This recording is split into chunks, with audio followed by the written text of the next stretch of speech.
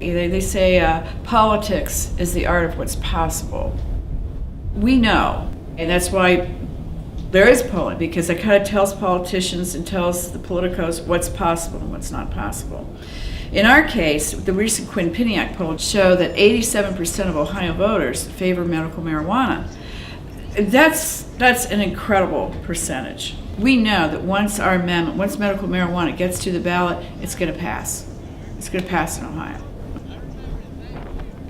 I'm Mary Jane Borden. I'm a co-founder of the Ohio Rights Group and a co-author of the amendment, Ohio Cannabis Rights Amendment.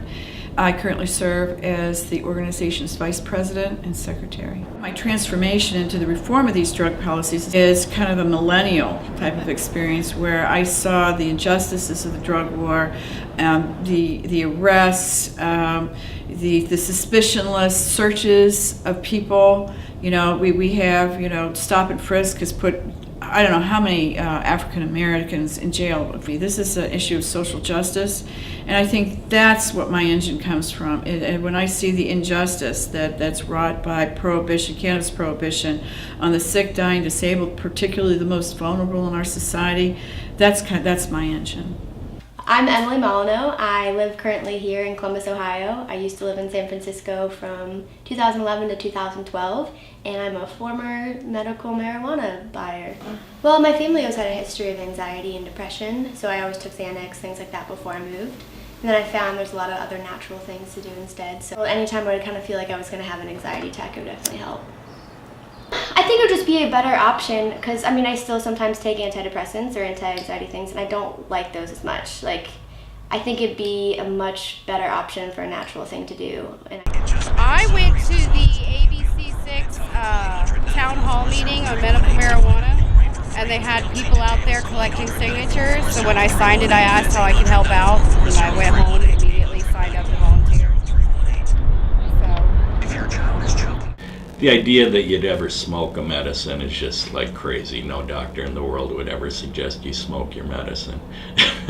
It's totally crazy because, we have a system for creating medicines in this country, and it's a very strict system that requires years and years of quality research to make sure it's safe, to make sure what the exact dose is, so that, if I prescribe a medicine for you, you know exactly what's in there and what the side effects are going to be.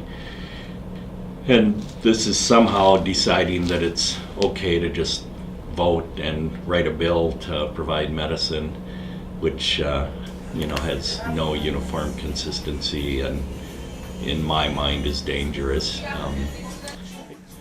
To me, it's kind of a selfish thing because people are using their weed and it helps their headaches or helps their anxiety, but it doesn't really speak to all the trouble it's going to produce when young people start thinking since weed is medical that it must be okay to use. My major beef with it all is that I just know that we're going to see a lot more kids smoking weed.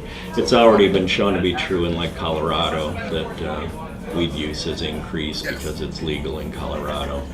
So, I think the real answer is going to be some decriminalization because, addiction is a disease. I think that's something that's fairly new for people to hear.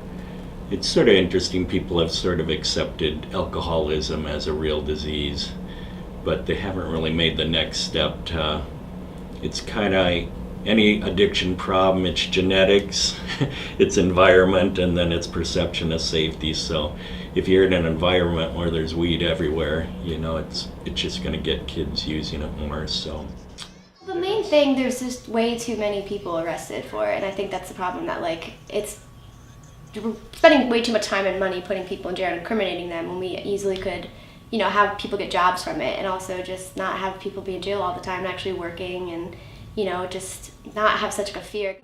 This is going to be an unending campaign because we're moving something that's illegal, completely illegal, into a legal regulated market. So this doesn't end upon simple passage of the amendment. There's a whole nother phase that goes into the implementation and the rollout and the adoption of the regulations. So we feel that what we established in 2014 is going to influence the 2016 election, because I think the ultimate goal here is to end prohibition of cannabis nationwide. And Ohio is so pivotal to that because it really, the adage has been said many times for many other issues, as goes Ohio, so goes the nation. We decide, here in Ohio, we decide presidential elections. We put people in the White House. We did this with George Bush, we've done this with Barack Obama, and we will probably do this again in 2016. And so when the presidential candidates come through Ohio and they're campaigning, they're going to hear the voices of cannabis reform very loud and clear.